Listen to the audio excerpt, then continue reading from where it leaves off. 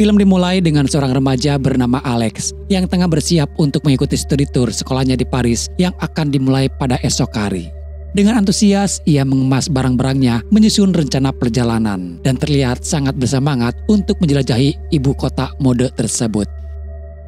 Keesokan harinya, Alex tiba di bandara. Ia tidak pergi sendirian, melainkan bersama sahabatnya Todd dan kakak Todd yang bernama Josh. Keluarga Todd memang sudah sangat dekat dengan keluarga Alex, jadi mereka sering pergian bersama. Sebelum berpisah, ayah Todd berpesan kepada Alex untuk menjaga satu sama lain, mengingat mereka berdua akan menjalani perjalanan yang cukup jauh. Todd yang ada di sampingnya kemudian mengajak Alex untuk menuju toilet sebelum naik pesawat. Lebih baik buang air dulu daripada nanti di pesawat malah tidak nyaman, kata Todd sambil mereka berdua berjalan. Di dalam toilet bandara, mereka mendengar lagu John Denver yang sedang diputar. Musik itu mengalun lembut. Namun, ada sesuatu yang membuat Alex menjadi parno. Entah kebetulan atau suatu pertanda, diketahui kalau ternyata John Denver tewas karena kecelakaan pesawat beberapa waktu yang lalu. Setelah proses check-in selesai, mereka semua pun memasuki pesawat.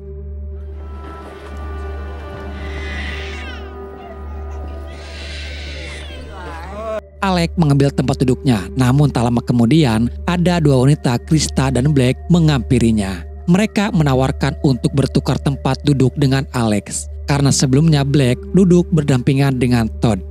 Tanpa ragu Alex setuju dan ia pun pindah ke kursi Black yang berada di sebelah Todd. Pesawat yang mereka tumpangi tampak sedikit tua dan kurang terawat. Alex memperhatikan detail kecil seperti kunci penutup meja di depannya yang terlepas begitu saja. Ketika pesawat mulai berjalan di landasan, Alex mulai merasa gelisah. Setelah pesawat lepas landas, entah kenapa Alex dibuat semakin gelisah, perasaan yang tiba-tiba muncul begitu saja.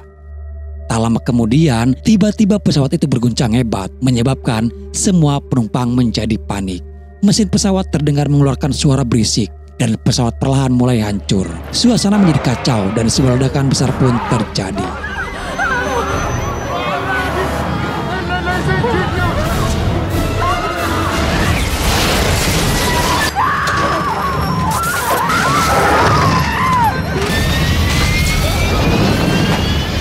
Tapi tiba-tiba Alex terbangun dengan terkejut dan ia menyadari bahwa semua itu hanyalah sebuah mimpi buruk saja. Tapi ketika ia melihat sekeliling, sesuatu yang aneh terjadi. Alex kembali berada di momen yang sama ketika Krista dan Black mengajak Alex untuk bertukar tempat duduk. Kejadian itu persis seperti yang ia alami sebelum kecelakaan pesawat terjadi. Dengan cepat Alex segera memeriksa kunci meja di depannya dan benar saja kunci itu lepas. Firasat buruknya muncul kembali. Ia mulai panik dan dengan suara gemetar, Alex berteriak memperingatkan teman-temannya kalau pesawat ini akan meledak. Carter, teman sekelasnya yang duduk di sebelah, tampak kesal dengan tingkah laku Alex. Dan kejadian ini memicu keributan di dalam pesawat. Dan akhirnya mereka yang ribut semuanya dikeluarkan dari pesawat. Yang terlihat ada Alex, Carter, Terry, Todd, Nyonya Lawton, guru Alex, dan Billy yang baru saja keluar dari toilet dan terpaksa ikut keluar setelah ia terdorong oleh keributan di dalam. Ada juga satu wanita yang ikut keluar yaitu Claire. Di luar pesawat, ketegangan semakin meningkat. Meskipun Alex berusaha meyakinkan mereka bahwa pesawat itu akan meledak, sebagian dari mereka masih tidak percaya, termasuk Carter yang masih marah karena tidak jadi ikut ke Paris. Suasana pun semakin memanas hingga pertengkaran pun tak dapat dihindari. Namun keributan itu berakhir ketika ada ledakan besar yang terdengar dari pesawat yang akan mereka tumpangi. Semua orang yang keluar dari pesawat itu terdiam, memandang Alex dengan tatapan yang penuh ketakutan dan kebingungan. Seakan tak percaya bahwa apa yang dikatakan Alex itu benar terjadi. Setelah kejadian mengerikan itu, Alex dan yang lainnya diperiksa oleh agen FBI. Mereka diminta untuk menjelaskan kronologi peristiwa yang terjadi, berusaha mengungkapkan apa yang sebenarnya terjadi di dalam pesawat. Ada satu keterangan yang buat kita teralihkan guys, yaitu wanita yang bernama Claire yang ikut keluar dari pesawat. Dia ikut keluar karena dia percaya dengan apa yang dikatakan oleh Alex tentang kecelakaan yang akan terjadi. Alex merasa semakin tertekan dan depresi setelah kejadian tersebut. Ia tidak bisa tidur selama berhari-hari, terus memikirkan kejadian tragis itu. Apalagi kejadian itu menjadi salah satu tragedi kecelakaan pesawat paling banyak memakan korban yang merenggut hampir 287 penumpang. Perasaan bersalah dan kecemasan mengantuinya, membuatnya semakin sulit untuk menghadapi kenyataan. 1 bulan lebih berlalu setelah tragedi itu.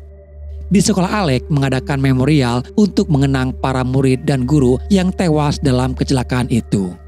Suasana menjadi sangat emosional, namun yang paling mencolok adalah tatapan aneh yang diterima Alex dari teman-teman dan guru-gurunya. Bahkan Nyonya Lawton, gurunya, menghindar dan tidak mau berbicara dengan Alex. Ia merasa takut, seolah-olah Alex adalah orang yang membawa kematian bagi orang-orang sekitarnya.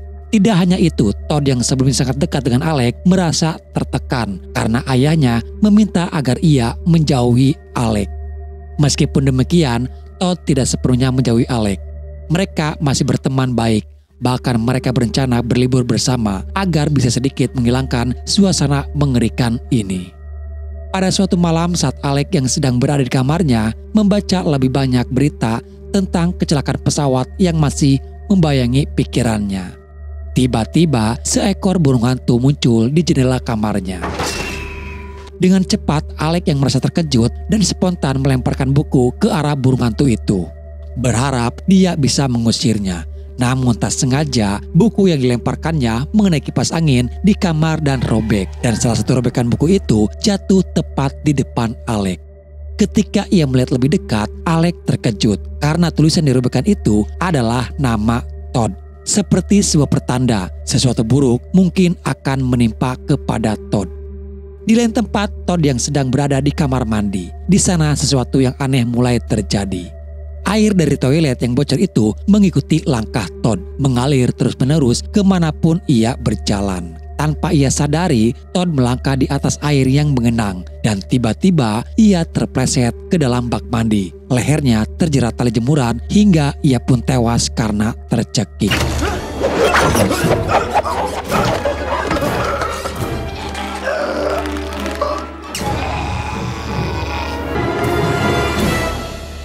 Namun yang lebih aneh lagi adalah setelah terjatuh, air yang semula mengikutinya tiba-tiba mundur kembali dan masuk ke dalam bak mandi. Seolah-olah ada sesuatu yang tak tampak yang mengendalikannya. Sementara itu kekhawatiran Alex semakin menjadi dan ia pun segera menuju ke rumah Todd. Sesampainya di sana, ia terkejut melihat ambulan sudah terparkir di depan rumahnya. Hatinya pun merasa berat. Ayah Todd segera menghampiri Alex dengan tatapan penuh amarah.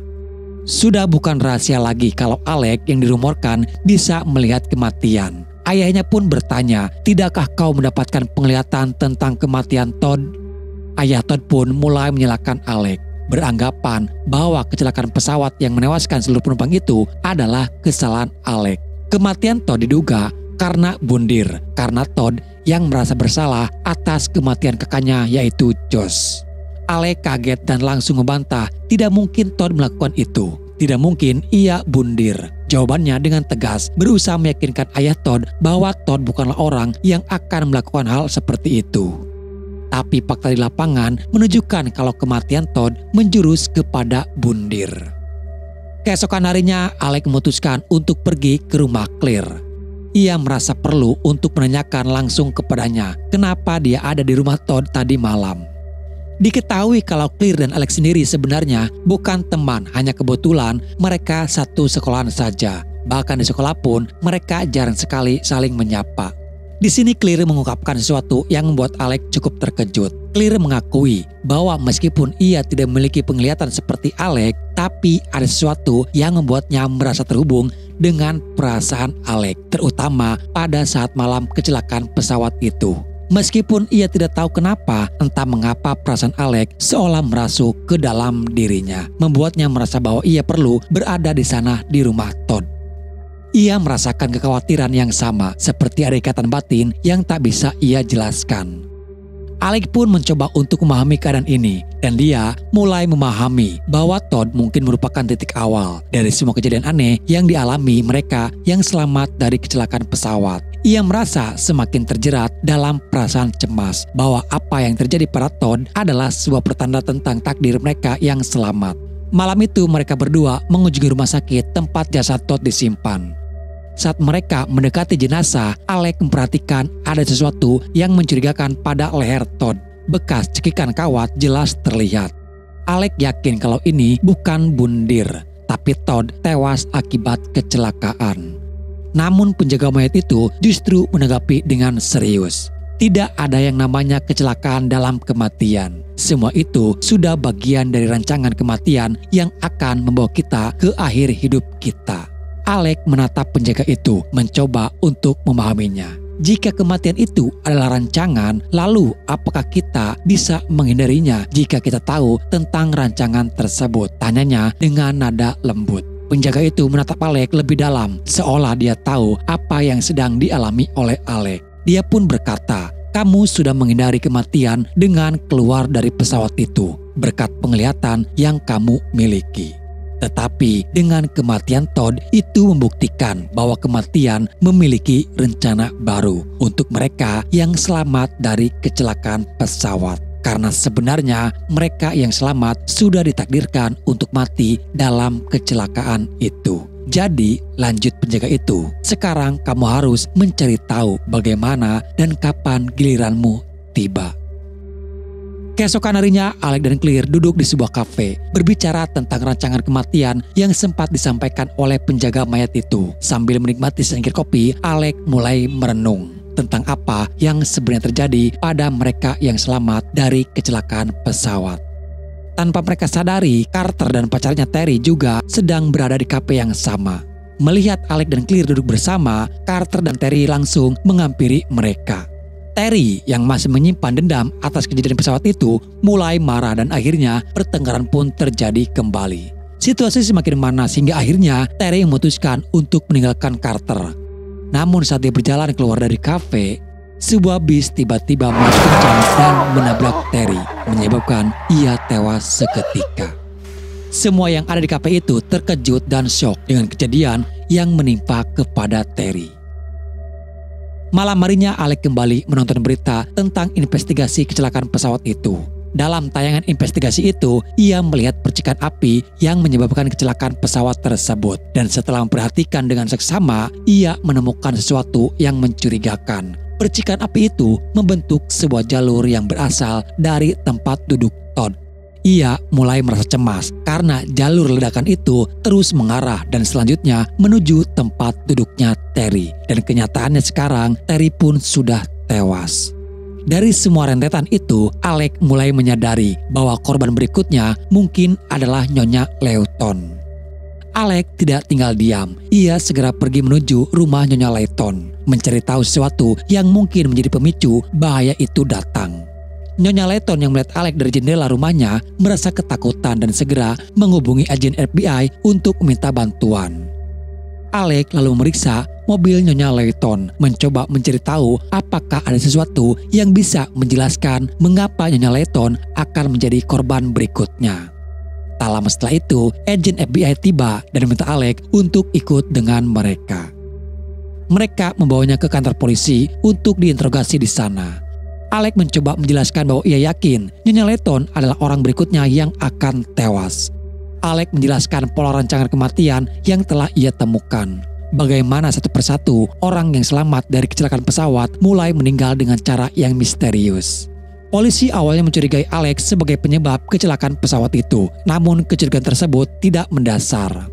Alec mencoba menjelaskan kepada polisi rangkaian kematian demi kematian terus terjadi pada mereka yang selamat. Mulai dari Todd lalu Terry, dan kemungkinan besar yang tewas adalah Nyonya Lawton. Karena kurangnya bukti secara nyata dan kasus ini sulit untuk dijelaskan secara logika, Agen Edwin pun akhirnya memutuskan untuk membiarkan Alec pergi sembari memantau memastikan apakah perkataan Alec benar soal apa yang akan terjadi kepada Nyonya Lawton.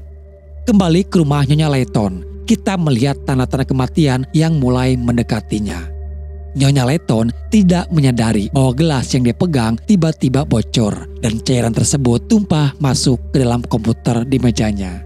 Tanpa dia sadari, air itu menyebabkan korsleting pada komputer yang langsung meledak di depannya.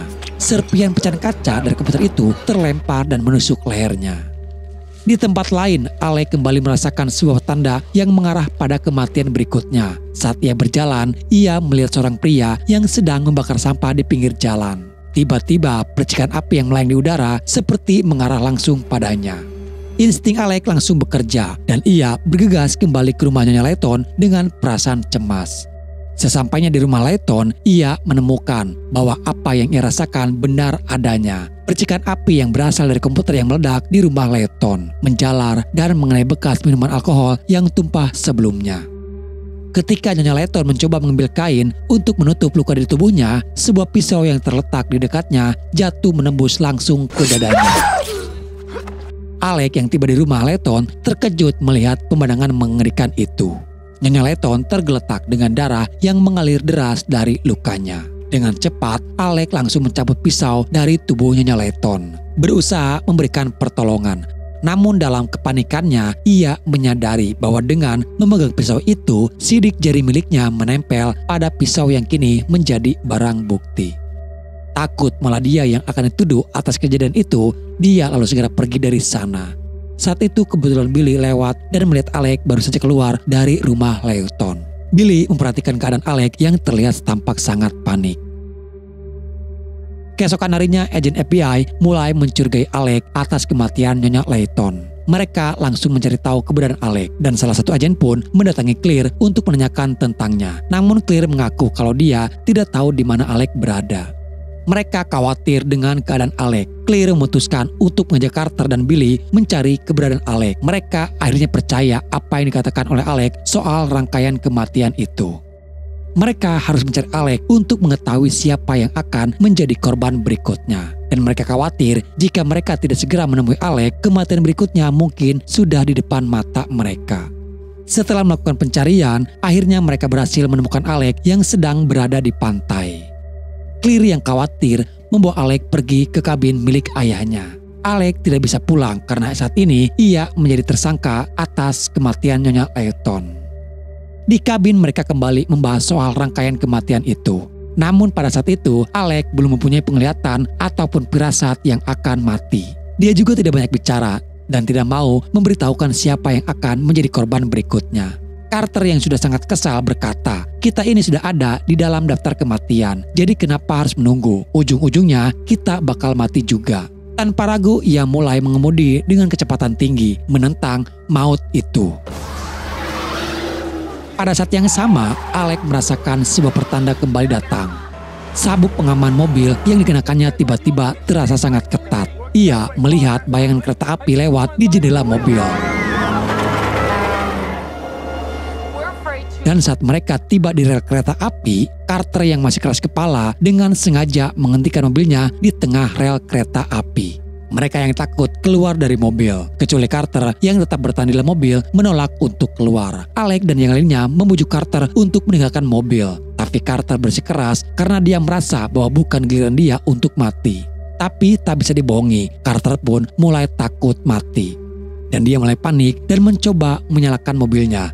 Sialnya mobil itu tiba-tiba saja tidak mau menyala. Ketika ia mencoba membuka pintu mobil itu terkunci dengan sendirinya. Dan sabuk pengamannya pun sulit dilepas. Keadaan semakin mencekam, namun beruntung Alec membantu dan Carter berhasil diselamatkan tepat sebelum kereta datang.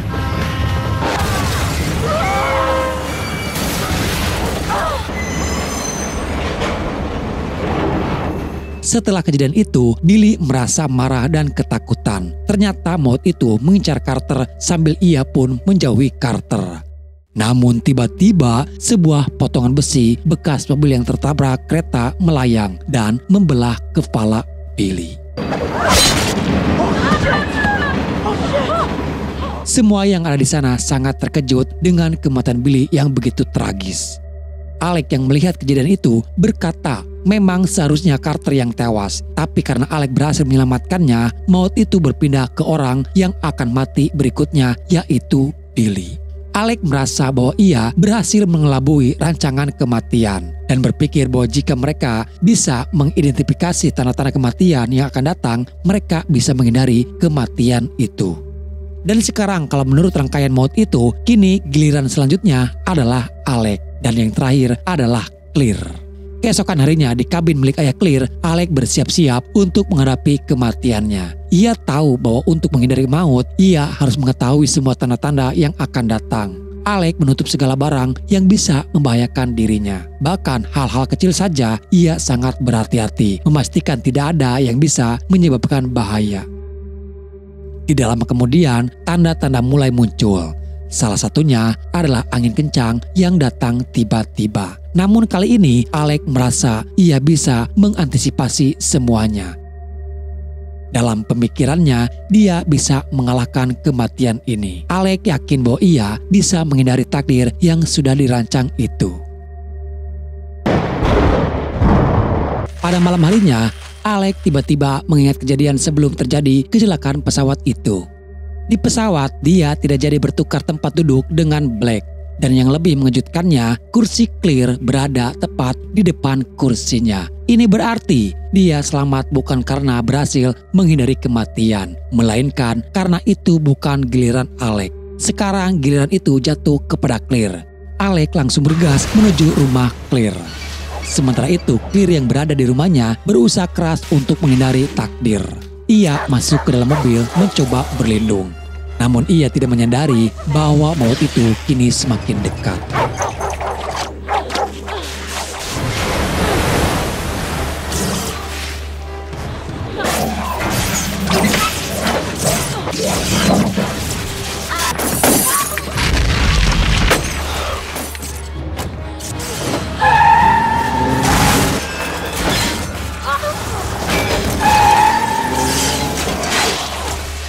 Begitu Alec tiba, ia langsung berlari menuju Claire dan memperingatkannya untuk jangan menyentuh apapun. Listrik itu yang sudah menyebar ke area mobil. Namun waktu yang semakin sempit. Ketika mobil itu hampir meledak, Alex tanpa ragu, ia mengambil risiko besar dan menahan kabel listrik yang terhubung dengan mobil tersebut. Seketika, sebuah ledakan terjadi, memaksa Alex pun terpental dari sana.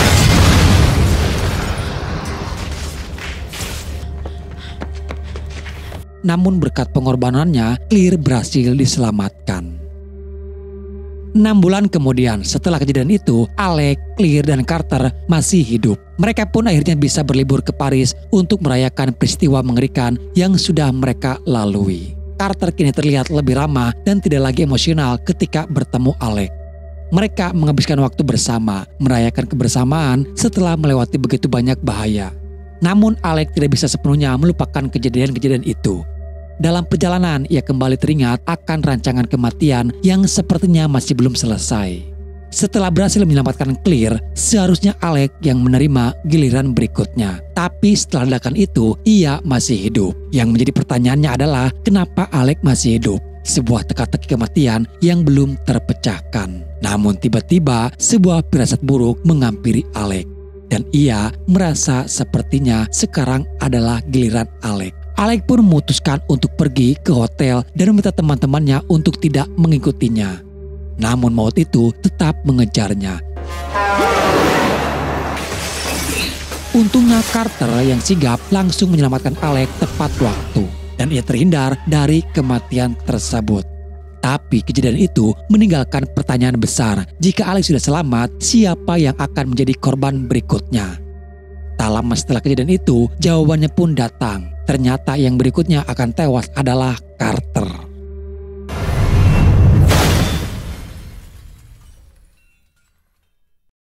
Oke guys, di sini saya akan mencoba menjelaskan kenapa di sini Carter yang tewas. Karena sebelumnya ketika maut itu mengincar Carter di rel kereta, maut itu gagal membuat Carter tewas karena Carter diselamatkan oleh Alec.